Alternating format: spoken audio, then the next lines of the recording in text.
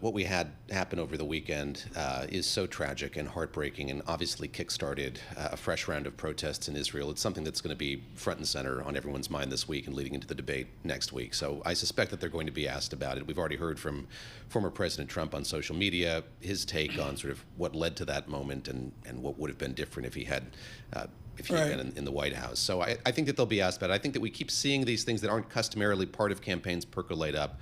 Foreign policy, I would say this time around, is certainly one of them. Does President Trump have a special relationship with Mr. Netanyahu?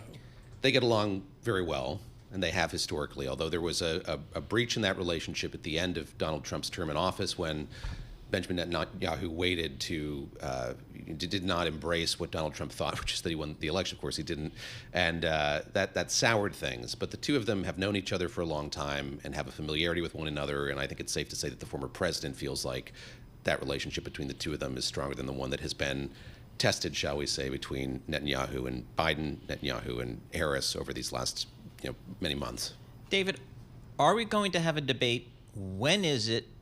And what should we expect? Debate is going to be on Tuesday of next week in Philadelphia at Independence Hall, and obviously it's closely watched. We've heard that from both campaigns, of course. There was a lot of fighting over what it might look like, how it might take place, if it might take place.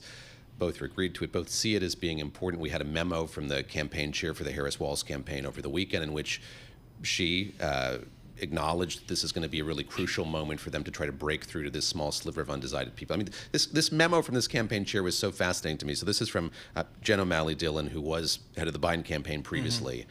And she had a stunning acknowledgement in that memo, which is they see themselves as the clear underdogs here. And they also acknowledge the fact that this is going to be decided by a very razor-thin margin. So any moment like this, they see as an incredibly important opportunity to try to break through and again get to that small group of people.